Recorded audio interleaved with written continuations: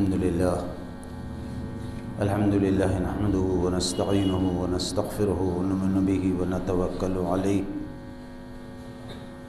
ونعوذ بالله من شرور أنفسنا ومن سيئات أعمالنا من يهده الله فلا مضل له ومن يضلله فلا هادي له ونشهد أن لا إله إلا الله وحده لا شريك له ونشهد أن سيدنا محمدا عبده ورسوله أما بعد فأعوذ بالله السميع العليم من الشيطان الرجيم بسم الله الرحمن الرحيم قاف والقرآن المجيد بل عجبوا أن جاءهم منذر منهم فقال الكافرون هذا شيء عجيب أإذا متنا وكنا ترابا ذلك رجع بعيد قد علمنا ما تنقص الأرض منهم وعندنا كتاب حفيظ بل كذبوا بالحق لما جاءهم فهم في أمر مريج أفلم ينظروا إلى السماء فوقهم كيف بنيناها وزيناها وما لها من فروج والأرض مددناها وألقينا فيها رواسي وأنبتنا فيها من كل زوج بهيج تبصرة وذكرى لكل عبد منيب ونزلنا من السماء ماء مباركا فأنبتنا به جنات وحب الحصيد والنخل باسقات لها طلع نضيد رزقا للعباد وحيينا به بلدة ميتا كذلك الخروج وقال عز وجل إن الدين عند الله الإسلام وقال الله تعالى النبي أولى بالمؤمنين من أنفسهم وقال عز وجل لقد كان لكم في رسول الله أسوة حسنة لمن كان يرجو الله واليوم الآخر وذكر الله كثيرا۔ یقیناً ہر طرح کی تعریف، بزرگی اور بڑائی، کبریائی صرف اور صرف اللہ رب العالمین کے لیے خاص ہے۔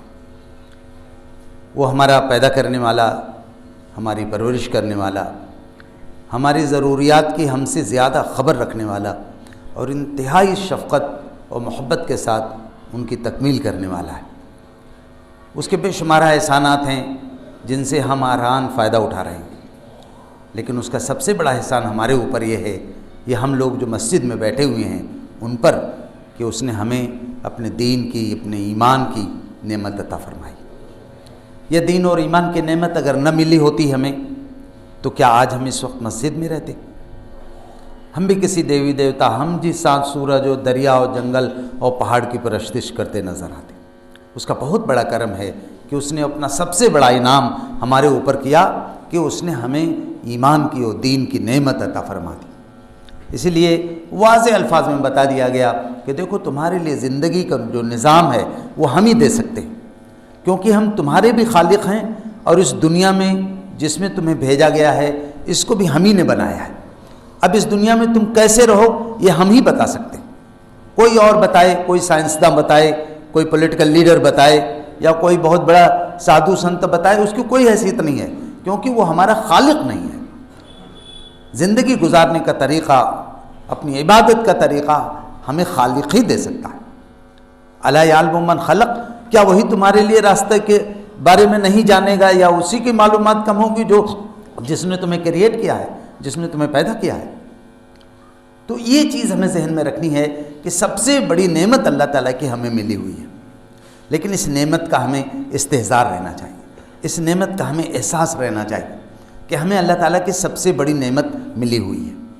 اسے کسی بھی قیمت پر، کوئی بھی حالات کے نشیب و فراز ہیں، جو ہے کلائمیٹ ہے، جو سوشل ہے، پولیٹیکل ہے، کسی بھی طریقے سے ہمیں بالکل کسی پریشر میں نہیں آنا ہے، ہمیں اسی دین پہ قائم رہنا۔ یہی دین حق ہے۔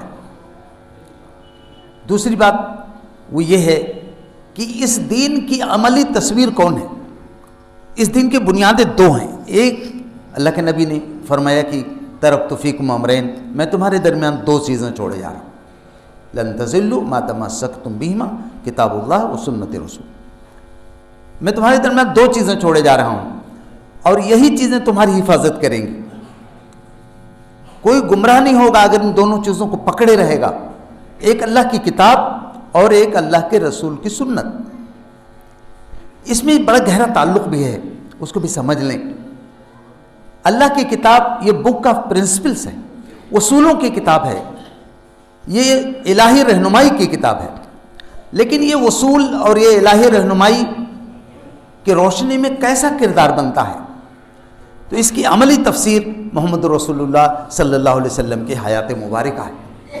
یہ قرآن اگر پرنسپل ہے، یہ قرآن اگر سدھانت ہے، تو اس کا پریکٹیکل محمد صلی اللہ علیہ وسلم کی حیات ہے۔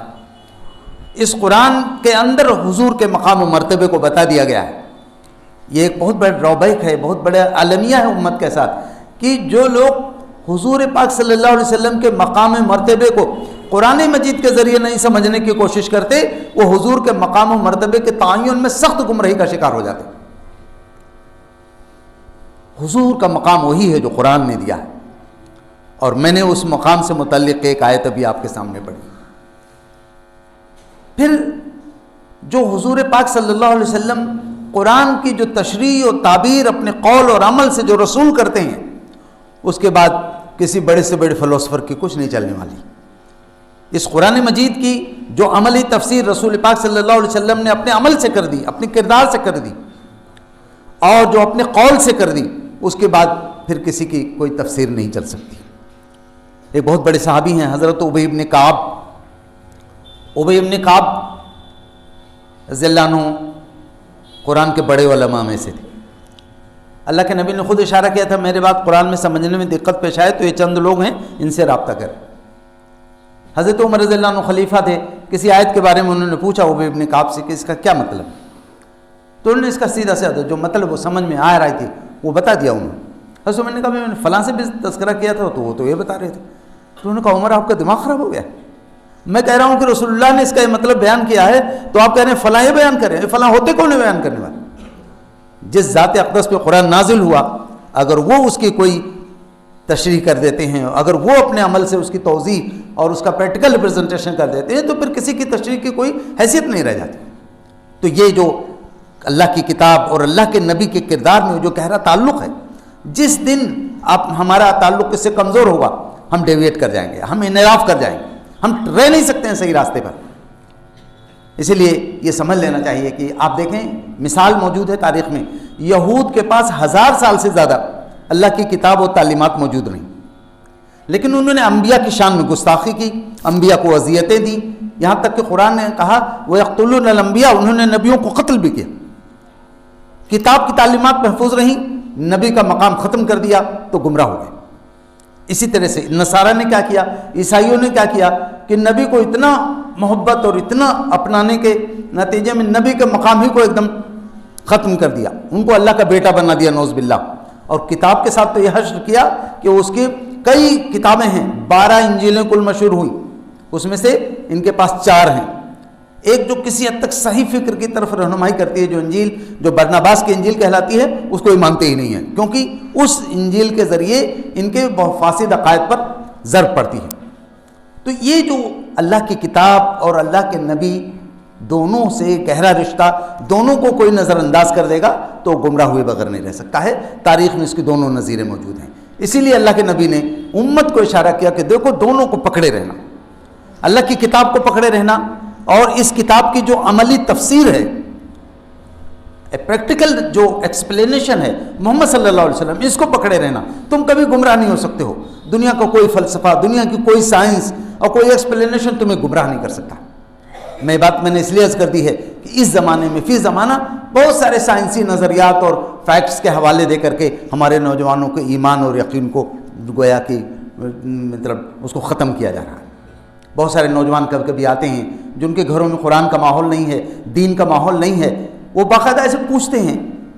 ایک انجینئرنگ کالج میں جانا ہوتا ہے کبھی کبھی، ہندوستان کا بہت بڑا کالج ہے وہ، ایک نوجوان پوچھ رہا تھا اپنے سینئر سے کہ سر باس کیا واقعی گاڈ ہے دنیا میں؟ کیا واقعی گاڈ ہے؟ کیا وہ مسلمان نوجوان جو بھی 20-25 سال کا ہے، انجینئرنگ کرے گا IIT سے اور کسی اچھی پوسٹ کو انجوائے کرے گا، کیا وہ اگر مر گیا اسی حالت میں تو کیا مسلمان مرے گا؟ کیا اس لیے کہ اس کا نام اردو اور عربی میں ہے؟ معاف کیجئے، اس چیز کو ہمیں سمجھنا چاہیے کہ اللہ کے نبی صلی اللہ علیہ وسلم کا تعارف اور اللہ کے نبی صلی اللہ علیہ وسلم کا وہ تعارف جو قرآن نے ہمیں دیا، جو مقام قرآن آپ کو عطا کرتا ہے، اس کو سمجھنا بہت ضروری ہے۔ قرآن مجید میں جگہ جگہ اللہ کے حقوق بیان کیے گئے ہیں، لیکن بالکل واضح انداز میں اللہ کے نبی کے حقوق بیان کیے گئے. ایک جگہ فرمایا آمنو باللہ و رسولی، اللہ پر ایمان لاؤ اور رسول پر ایمان لاؤ. اللہ پر ایمان اور رسول پر ایمان کو ایک ہی ساتھ ذکر کیا گیا. اللہ پر ایمان لانے کا جو مطلب رسول بتائیں وہی ماننا ہے. جس طرح رسول اللہ پر ایمان لائے ہیں اسی طرح تمہیں بھی لانا. اس کے بعد ایک حق بیان کیا گیا قرآن میں، اطیعوا اللہ و اطیعوا الرسول. اللہ کی اطاعت کرو، اور اللہ کی اطاعت کیسے کرو گے؟ جیسے رسول اللہ کی اطاعت کر رہے ہیں. اللہ کی اطاعت کرنے کی اور کوئی شکل نہیں ہے. انسان کیسے جان پائے گا کہ اللہ کی اطاعت کیسے کرے؟ جیسے رسول اللہ تعالیٰ کی اطاعت کر رہے ہیں. دوسری جگہوں پر قرآن نے کہا، باقاعدہ نص قرآنی موجود ہے، سورہ توبہ میں کہا، اور میں نے ایک چھوٹی سے ٹکڑا بھی آپ کے سامنے پڑھا، النبی اولا بالمومنین من انفسہم، نبی مومنوں پر ان کی جان سے زیادہ حق رکھتے ہیں. دوسری قرآن نے کہا کہ قل ان کان آباؤکم وابناؤکم وازواجکم وعشیرتکم واموال اقترفتموها وتجارۃ تخشون کسادها ومساکن ترضونها احب الیکم من اللہ ورسولہ وجہاد فی سبیلہ فتربصوا حتی یاتی اللہ بامرہ واللہ لا یہدی القوم الفاسقین. ان سے کہہ دیجئے اے نبی کہ اگر تمہارے باپ اور تمہارے بیٹے اور تمہاری بیویاں اور تمہارے رشتہ دار اور تمہارے مال جو تم نے کمائے ہیں اور تمہاری حویلیاں جو تمہیں بہت محبوب ہیں، تمہاری تجارتیں جن کے مات پڑ جانے کا تم کو اندیشہ ہے، یہ سب چیزیں احب الیکم، اگر یہ چیزیں تمہیں زیادہ محبوب ہیں، من اللہ، اللہ سے، وہ رسول، اللہ کے رسول سے، وہ جہاد فی سبیلی، اور اللہ کے راستے میں جہاد سے، یہ چیزیں، یہ اوپر کے رشتے اور یہ سب دولتیں تم کو زیادہ محبوب ہیں، فتربصوا، انتظار کرو، حتی یاتی اللہ بامرہ، کہ اللہ اپنے فیصلے کے ساتھ آ جائے. اللہ کا فیصلہ کیا ہوگا؟ اس کی ایک شکل یہ ہے کہ اللہ تعالیٰ تمہیں ہٹا دے گا، دوسرے جگہوں کو لائے گا. جو اللہ کے لیے کسی لومۃ لائم کی پرواہ نہیں کریں گے وہ اللہ کے ہوں گے، اللہ ان کا ہوگا. واللہ لا یہدی القوم الفاسقین. اشارہ ہو رہا ہے کہ اگر تم اپنے باپ، اپنے بیٹے، اپنی بیوی، اپنے رشتہ دار، اپنے مال، اپنی حویلیاں اور اپنی تجارتوں کو اللہ سے زیادہ محبوب سمجھو گے تو، ان چیزوں کو اللہ کے رسول سے زیادہ محبوب سمجھو گے تو، اور ان چیزوں کو اللہ کے راستے میں جہاد سے زیادہ محبوب رکھو گے تو اللہ تعالیٰ تمہیں ہدایت سے محروم کر سکتے ہیں. یہ بات کہی جا رہی ہے واللہ لا یہدی القوم الفاسقین. ان تمام چیزوں کو اللہ، اللہ کے رسول، اللہ کے راستے میں جہاد سے زیادہ محبوب رکھنا یہ فسق ہے، اور فاسقوں کو ہدایت سے محرومی کا اندیشہ بالکل ہے. یہ چیز یہاں بہت ضروری ہے. آپ سے میں عرض کر دوں، ایک صحابی ہیں، ان کا نام ہے مصعب بن عمیر. کہتے ہیں کہ احادیث میں آتا ہے، سیرت کی کتابوں میں بار بار لوگ لکھتے ہیں کہ مصعب بن عمیر شہزادگی کی زندگی بسر کر رہے تھے. ایک موقع پہ حضور مجلس میں تھے، وہ آ رہے تھے، آپ نے فرمایا کیا تم لوگ کسی جنتی کو دیکھنا چاہتے ہو؟ لوگوں نے کہا جی یا رسول اللہ بالکل. آپ نے فرمایا دیکھو مصعب بن عمیر آ رہے ہیں، جنتی. یہ مصعب بن عمیر وہ ہیں کہ ایمان لائے تھے تو ایک دم شہزادوں کی طرح سے رہتے تھے. اللہ کے نبی نے فرمایا کہ میں نے خود دیکھا ہے کہ جس مکے کی گلی سے نکل جاتے تھے وہ خوشبوؤں سے بھر جاتی تھی. ایک کپڑے کو پہنتے تھے تو بہت کم اس کا نمبر آتا تھا پھر پہن کا. اس زمانے میں شام اور عراق سے ان کے کپڑے آتے تھے، لیکن ایمان لائے تو ان کی ماں نے سب چھین لیا. بکری ایک کمبل پہ بیٹھا کرتی تھی، وہی کمبل دے دیا، اسی کو انہوں نے یہاں تک کرتا بنا لیا اور گھٹنے کے نیچے تک تہبند بنا لیا. اللہ کے نبی کے پاس آئے، بڑے خوش نظر آ رہے تھے. کہا یا رسول اللہ روز کی جھک جھک سے اللہ نے آج مجھے نجات دے دی. اللہ کے نبی ذکر کرتے تھے تو اکثر آپ دیدہ ہو جاتے تھے. یہ مصعب بن عمیر ہیں. بدر کی جو لڑائی ہوئی ہے، یہاں میں آپ سے عرض کر رہا ہوں، وہ اوپر جو بات کہی جا رہی ہے سورۃ توبہ میں کہ اگر یہ سب تمہارے باپ، بیٹے، بھائی، یہ سب تمہیں اللہ اور اللہ کے راستے سے زیادہ عزیز ہیں تو انتظار کرو اس فیصلے کا. یہ مصعب بن عمیر بدر کی لڑائی میں اسلام کی طرف سے لڑ رہے تھے، اور ان کے بھائی ایک آئے تھے وہ کفر کی طرف سے لڑ رہے تھے. پکڑ گئے، اللہ تعالیٰ نے بدر میں مسلمانوں کو فتح دے دی. ان کے بھائی پکڑ گئے تو ایسے تھوڑی دور پہ دیکھا انہوں نے کہ میرے بھائی کو فلاں مسلمان سپاہی باندھ رہے ہیں رسی سے. 70 کفار قید کیے گئے تھے. انہوں نے دور ہی سے اپنے جو مسلمان تھے سپاہی ان سے کہا کہ اس کو بہت مضبوطی سے باندھنا، اس کی ماں بہت مالدار ہے، اس کو چھڑانے کے لیے خوب پیسے دے گی. تو ان کے بھائی کو بڑا رنج ہوا. انہوں نے کہا بھائی کوئی اور مسلمان کہتا تو مجھے اتنی تکلیف نہیں ہوتی، یہ آپ کہہ رہے ہیں، میں تو آپ کا بھائی ہوں۔ شاید اس راز کو ہم کافی دنوں سے بھولتے جا رہے ہیں۔ مصعب بن عمیر نے کہا سنو، میرے بھائی تم نہیں ہو اس وقت، میرا بھائی وہ ہے جو تمہیں باندھ رہا۔ میں بہت ادب کے ساتھ عرض کروں گا، امت مسلمہ جس دن اس ایمان کے رشتے کی قیمت کو سمجھ لے گی نا، اسے کوئی کنفیوز نہیں کر سکتا۔ یہ فکر ہمیں قرآن دے رہا کہ یہ تمام چیزیں، تمام رشتے اللہ کے مقابلے میں کوئی حیثیت نہیں، اللہ کے رسول کے مقابلے میں اس کی کوئی حیثیت نہیں۔ بدر کی جنگ میں حضرت ابو عبیدہ ابن جراح رضی اللہ عنہ جو عشرہ مبشرہ میں سے ہیں، ان کو نبی صلی اللہ علیہ وسلم کے دربار سے امین الامت کا لقب ملا ہوا ہے۔ ان کا باپ جراح ان کو قتل کرنے کے لیے دوڑا، بار بار بچا گئے، بار بار طرح دے جاتے تھے کہ، لیکن جب دیکھا کہ یہ مجھے قتل ہی کرنے پہ آمادہ ہے تو اٹھا دی تلوار، پھر اس کا جسم آدھے سے کٹ گیا۔ اللہ کے نبی صلی اللہ علیہ وسلم نے ابو عبیدہ کو کہا ہر امت میں کوئی امین ہوتا ہے، میری امت کے امین ابو عبیدہ۔ میں صرف بات کر رہا ہوں اس ایمان کی نعمت اور اس امانت کی قدر کرنا، اس کے مقابلے میں کسی بھی خطرے کو گوارا کر لینا، برداشت کر جانا، اس سے گزر جانا، یہ ہے پہچان اللہ کے نبی صلی اللہ علیہ وسلم کی تربیت میں پڑے ہوئے لوگوں کی۔ یہ چیز ہے جو اللہ کے نبی صلی اللہ علیہ وسلم کو اللہ تعالیٰ نے زندگی کے ایک ایک عمل کے لیے، چاہے ہم گھر میں ہوں، بازار میں ہوں، مسجد میں ہوں، تعلقات اور تجارت میں ہوں، کہیں بھی ہوں، اللہ کے نبی صلی اللہ علیہ وسلم کی زندگی ہمارے لیے اسوہ ہے، نمونہ ہے۔ ہمیں کسی سیاستداں کو نہیں دیکھنا ہے، کسی فلمی دنیا کے آدمی کو نہیں دیکھنا ہے، کسی بڑے فلاسفر کو بھی نہیں دیکھنا ہے، ہمیں محمد رسول اللہ صلی اللہ علیہ وسلم کو دیکھنا ہے۔ مسکرانا ہے تو کیسے مسکرائیں، ہنسنا ہے تو کیسے ہنسیں، بیت الخلا میں بیٹھنا ہے، لیٹرن میں تو کیسے بیٹھیں، پاکی حاصل کرنی ہے تو کیسے حاصل کریں، بزنس کیسے کریں، ججمنٹ کیسے دیں۔ کیا دنیا میں محمد رسول اللہ کی امت کو کسی سے ادھار لینے کی کوئی ضرورت ہے؟ کیا اگر ہم ذہن کی آمادگی کے ساتھ حضور کے اسوے کو چھوڑ کر اور دوسروں کے آئیڈیل سے، دوسروں کے نمونوں کو اختیار کریں دل کی آمادگی کے ساتھ، کیا ہم نسبت رسول کی توہین نہیں کر رہے ہیں؟ میں بہت ادب کے ساتھ عرض کر رہا ہوں، بہت حساس موضوع ہے، اس پہ سمجھنا بہت ضروری ہے۔ میں بطور خاص اپنے نوجوانوں سے کہنا چاہتا ہوں، طے کر لیجئے دل میں کہ دنیا آپ کو بیوقوف سمجھے تو سمجھنے دیجئے، آپ تو حضور کے ہو کے رہ جائیں، آپ تو ایسے ہو کے رہیے کہ حضور کل آخرت میں آپ کو کہہ دیں اے میرے امت کا بیٹا تھا، جب ساری دنیا کے شیاطین میرے دین پہ پل پڑے تھے تو اس نے میری امت کی لاج رکھی تھی، آج میں سے اپنے ہاتھوں جام کوثر پلاؤں۔ میں صرف یہ بات کر رہا ہوں، یہ جذباتی بات نہیں ہے، یہ وہ حقیقی بات ہے۔ جس دن امت میں آ گئی 2.25 ارب امت کے اندر، دنیا کی ساری قوتیں ایسے آپ کے سامنے جھک جائیں گی، لیکن ان کو معلوم ہے کہ ہم نے جو نظر کو خیرہ کرتی ہے چمک تہذیب حاضر کی، یہ سنائی مگر جھوٹے نگوں کی ریزہ کاری ہے، جو مغرب کی اور مشرق کی۔ میں اکثر بات کہتا ہوں، صرف مغرب کو مت دو، یہ مشرق بھی کوئی کم نہیں ہے، شیطنت میں مشرق مغرب سے کم نہیں ہے۔ یہ مشرق و مغرب کی شیطنت نے جو ہمیں چمک دمک دنیا کی دکھائی ہے، اور جس کے ہوتے ہوئے ہم رسول اللہ کی تہذیب اور رسول اللہ صلی اللہ علیہ وسلم کے نمونوں کو سائڈ میں کر دیتے ہیں، سامنا کرنا مشکل ہو جائے گا۔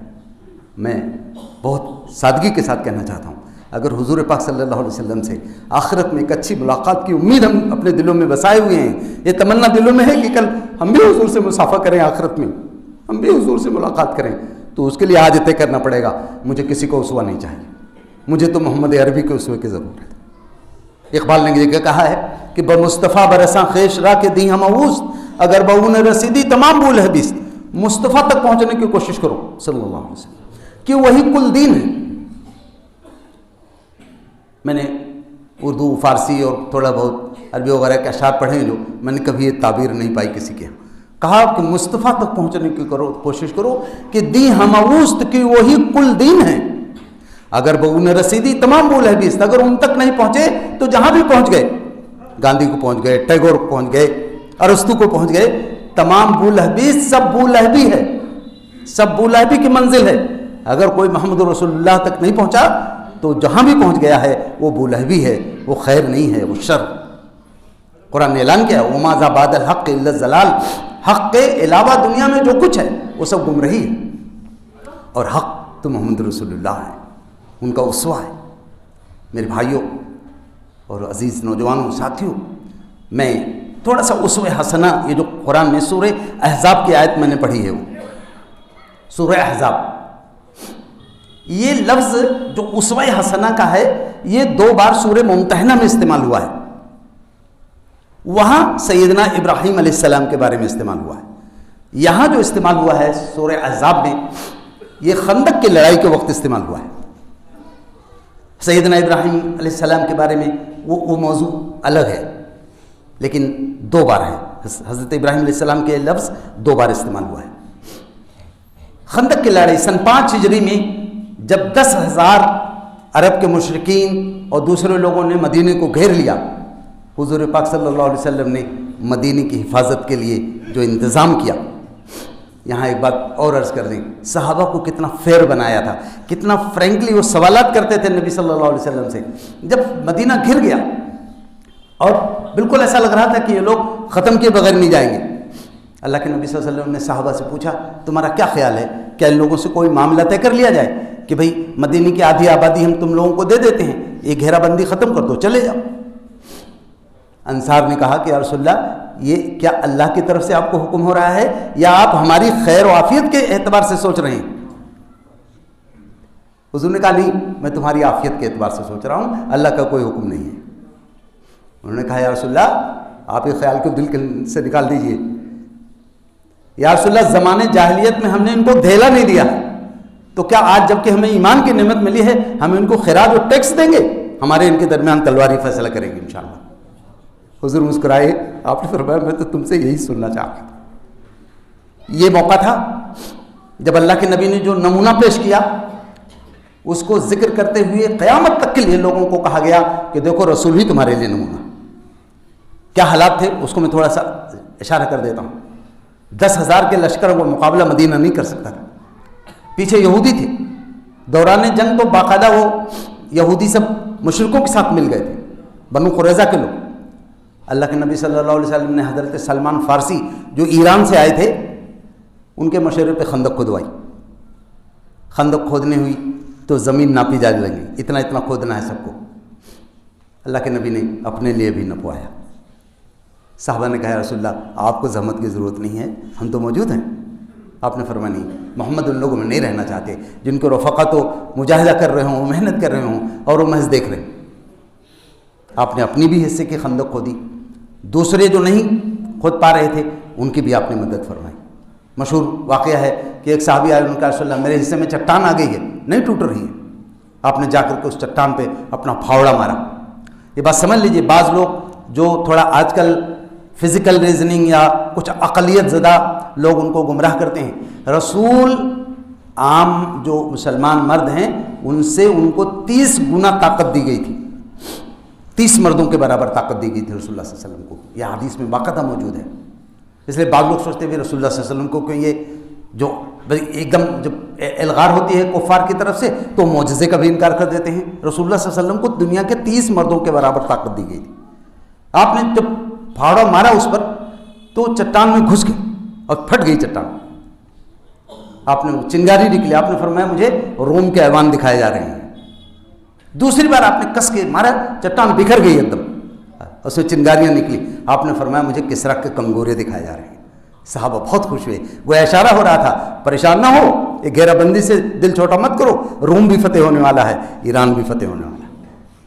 اور آپ کے دنیا سے جانے کے مشکل سے 10-12 سال کے اندر سب واقعات رونما ہو گئے. اس پیغمبر کی ہم امت ہیں.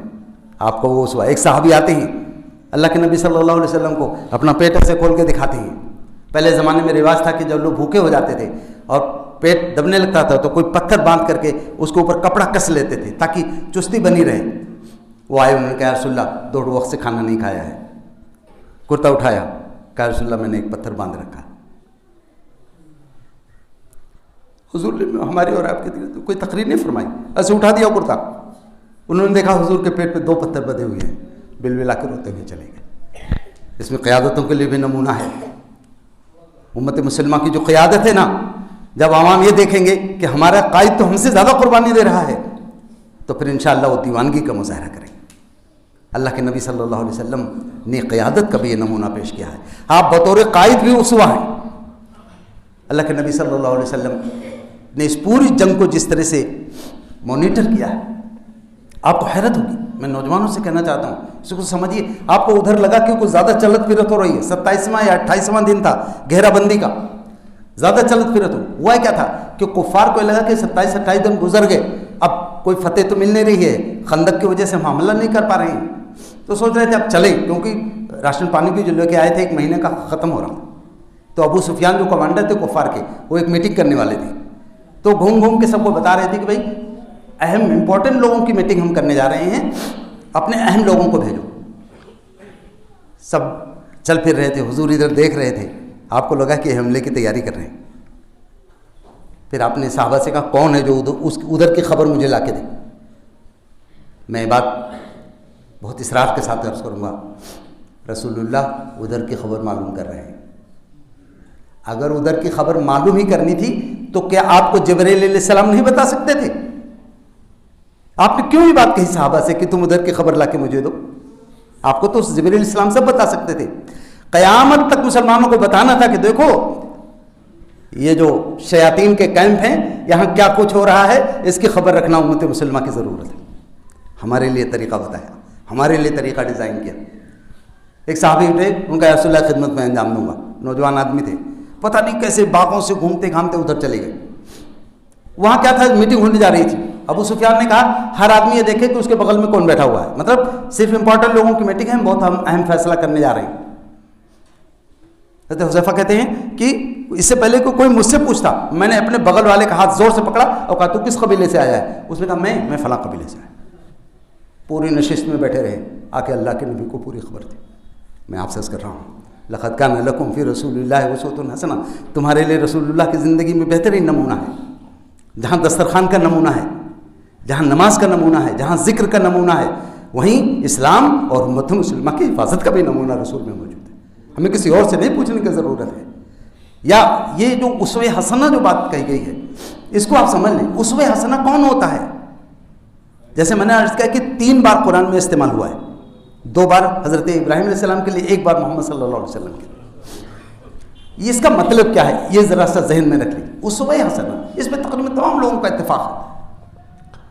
اسوہ حسنہ وہ ہو سکتا ہے، اپنی انگلی پہ گن لیجئے گا 3 باتیں، جو کسی ایک علاقے کے لیے، کسی ایک خطے کے لیے نمونہ نہ ہو، بلکہ پوری دنیا کے لیے نمونہ ہو، پوری انسانیت کے لیے نمونہ ہو.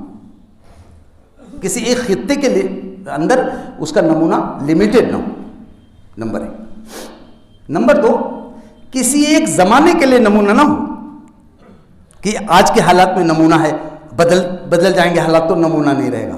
وہ تو ہر حالت میں نمونہ ہے، قیامت تک جو بھی حالات بدلیں گے ہر حالت میں وہ نمونہ، ہر زمانے کے لیے نمونہ. اور تیسری بات بہت اہم ہے جس کو ہم نے اکثر بلا دیا ہے، وہ یہ کہ زندگی کے کسی ایک شعبے میں نمونہ نہ ہو، زندگی کے ہر شعبے میں نمونہ ہو.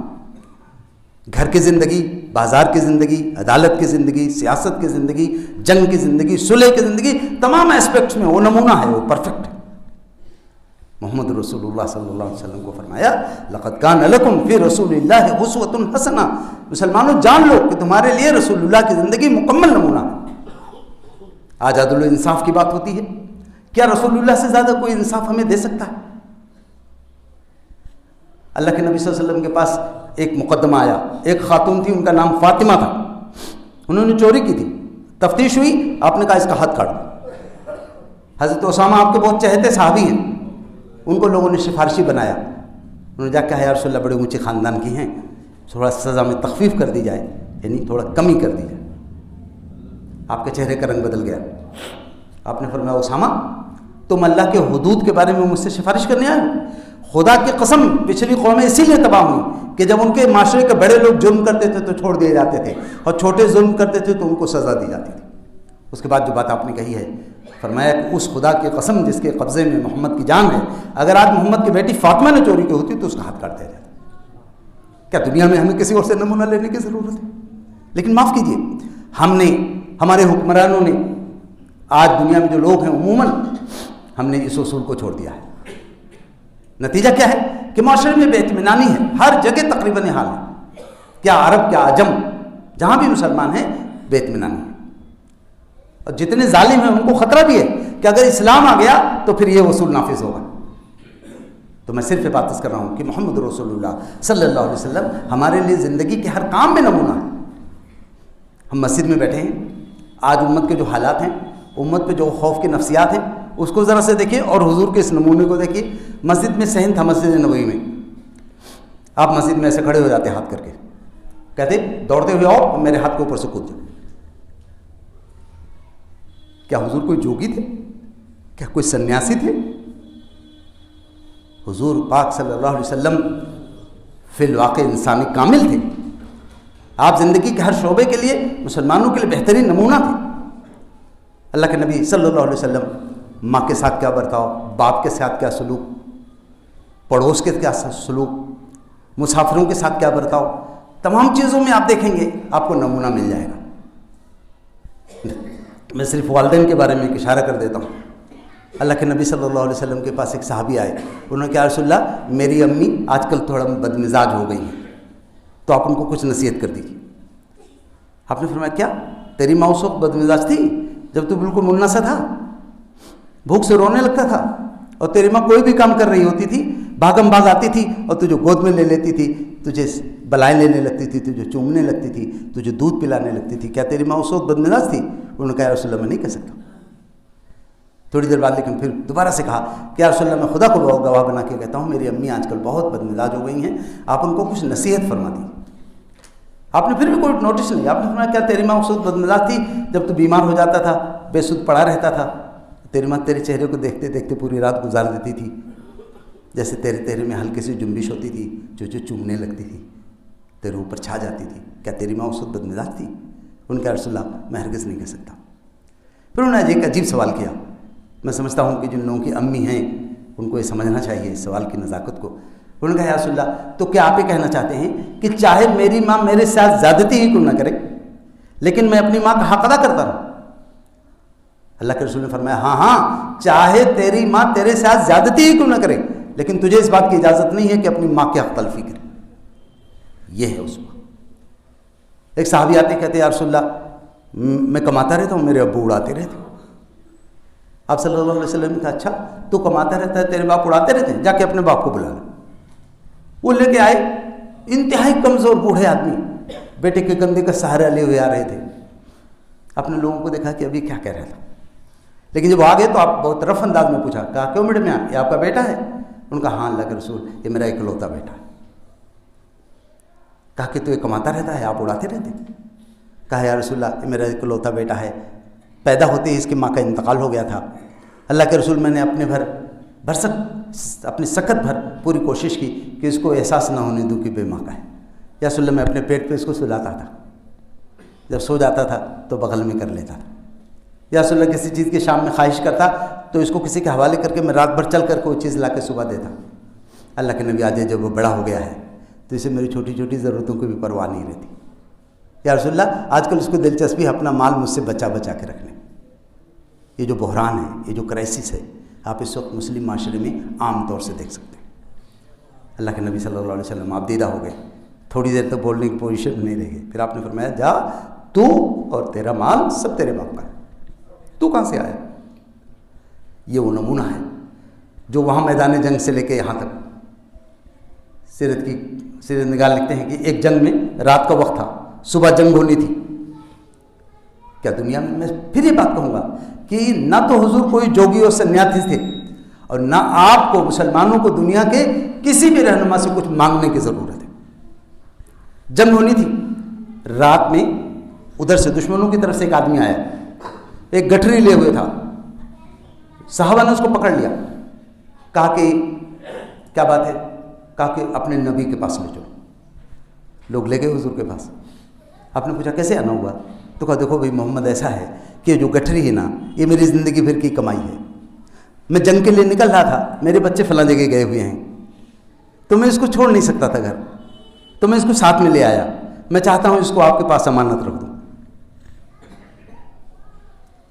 جنگ کے بعد میں بچ گیا تو میں آ جاؤں گا, میں امانت لے لوں گا, ورنہ میرے بچے فلاں آبادی میں ہیں, میرے بچوں کو یہ امانت پہنچا دیجیے گا. حضور مسکرایا، آپ نے فرمایا پھر میرے پاس کیوں آئے ہو؟ تمہاری قوم تو ہم سے حالت جنگ میں ہے، ادھر ہی کسی کو دے دیتے۔ لقد کان لکم فی رسول اللہ اسوۃ حسنہ، رسول اللہ تمہارے لیے نمونہ۔ اس نے کہا کہ محمد بات یہ ہے کہ ادھر کوئی قابل اعتماد نہیں ہے، آپ پر اعتماد ہے، جنگ کا کوئی بھی رزلٹ آئے، ہم جیتیں یا آپ جیتیں، میں آ گیا تو امانت مجھے مل جائے گی، ورنہ میرے بچوں کو ضرور پہنچ جائے گی۔ میں صرف یہ بات کر رہا ہوں کہ رسول پاک صلی اللہ علیہ وسلم نے ہمیں زندگی کے لیے ایک ایک پل کے لیے نمونہ دیا ہے۔ ہمیں کسی پر ہاتھ نہیں پھیلانا ہے، کسی کے یہاں بھکاری نہیں بننا ہے، نہ قدیم جاہلیتوں کے سامنے جدید جاہلیتوں کے سامنے۔ قدیم جاہلیتوں میں یہ عیسائیت، یہودیت، بودھ، یہ سب برہمنیت، یہ سب ہیں۔ جدید جاہلیتوں میں سیکولرزم، ڈیموکریسی، نیشنلزم، سوشلزم، یہ سب جدید جاہلیت ہے۔ کسی کے سامنے رسول اللہ کے امتیوں کو ہاتھ نہیں پھیلانے کی ضرورت ہے۔ یہاں تو مسکرانے کی بھی ادا بتائی جا رہی ہے، یہاں تو سونے کی بھی ادائیں بتائی جا رہی ہیں، یہاں کھانے پینے کا نظام بتایا جا رہا ہے۔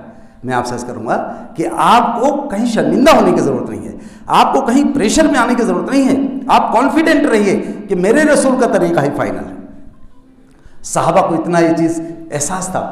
حضرت عمر کا زمانہ تھا، ایک علاقے میں لوگ جنگ لڑنے گئے، وہاں اس علاقہ اجنبی علاقہ تھا، تو حضور کی حدیث ہے کہ جب کھانا کھاؤ تو دسترخوان لگا لیا کرو، کہ جب کوئی دانہ گرے، کوئی کھانے وانے کا اجزا گر جائے تو اٹھا کے کھانا، ایسے زمین پہ گر جائے گا تو مشکل ہو جائے کھانا، تو اس لیے دسترخوان لگا لیا۔ صحابہ گئے وہاں، دسترخوان لگایا، اپنا کھانا کھا رہے تھے، کچھ لقمہ گر گیا کوئی کسی کا تو انہوں نے اٹھا کے فوراً کھا لیا۔ تو وہاں جو لوگ مقامی لوگ مسلمانوں کے ہمدرد تھے، انہوں نے کہا کیا غضب کر رہے ہیں آپ؟ ارے یہاں معلوم ہو جائے گا لوگوں کو، تو بڑا غلط اثر جائے گا کہ یہ لوگ بڑے قلاش لوگ ہیں، بڑے مخلوق الحال فاقہ مست لوگ ہیں، دیکھو کھانا گر گیا تو اس کو بھی اٹھا کے کھا لیا۔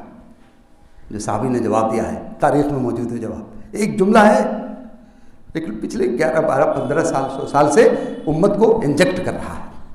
انہوں نے کہا آترک سنت حبیبی لہؤلاء الحمقى، کیا ان حمقوں کے لیے ہم اپنے نبی کے طریقے کو چھوڑ دیں گے؟ یہ بات ہے، رسول اللہ کے اسوے کو اس طرح سینے سے لگانا ہے۔ میں انتہائی ادب کے ساتھ آپ سے گزارش کروں گا کہ حضور کے اسوے کو سمجھیے، پڑھیے، انشاءاللہ آپ کے دلوں میں وہ جذبہ پیدا ہوگا۔ میں اپنے نوجوانوں سے کہنا چاہتا ہوں، آپ ضرور طے کر لیجئے کہ مجھے حضور کی لائف پڑھنی۔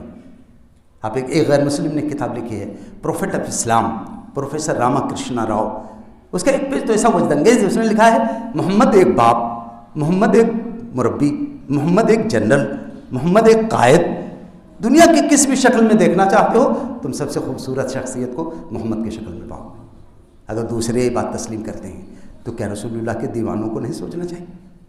میں انتہائی ادب کے ساتھ گزارش کروں گا کہ ہم اپنے نبی کے طریقے کو سمجھیں، ان کے مقام و مرتبے کو سمجھیں، ان پہ ایمان اور اطاعت اور ادب و محبت کے تقاضوں کو سمجھیں اور ان کے اسوے کو زندگی میں اتار لیں۔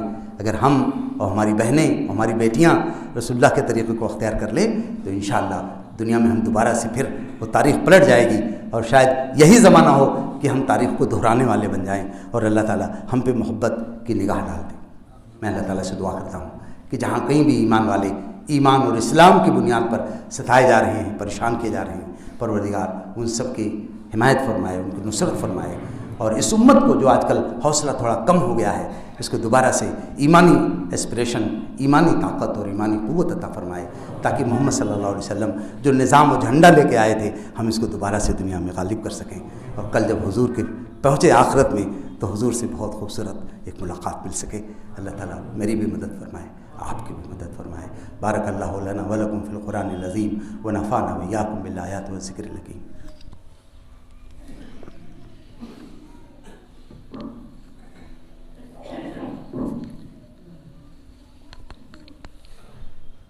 الحمد للہ نحمده ونستعینه ونستغفره ونؤمن به ونتوکل علیہ ونعوذ باللہ من شرور انفسنا ومن سیئات اعمالنا من يهده الله فلا مضل له ومن يضلل فلا هادي له ونشهد ان لا اله الا الله وحده لا شريك له ونشهد ان سيدنا محمدا عبده ورسوله اما بعد فاعوذ باللہ السمیع العلیم من الشیطان الرجیم بسم اللہ الرحمن الرحیم ان اللہ و ملائکتہ یصلون علی النبی یا ایھا الذین آمنوا صلوا علیہ وسلموا تسلیما اللہم صلی علی محمد وعلی آل محمد کما صلیت علی ابراہیم وعلی آل ابراہیم انک حمید مجید اللہم بارک علی محمد وعلی آل محمد کما بارکت علی ابراہیم وعلی آل ابراہیم انک حمید مجید عباد اللہ رحمکم اللہ ان اللہ یامر بالعدل والاحسان وإيتاء ذي القربى وينهى عن الفحشاء والمنكر والبغي يعظكم لعلكم تذكرون ولذكر الله أكبر والله يعلم ما تصنعون.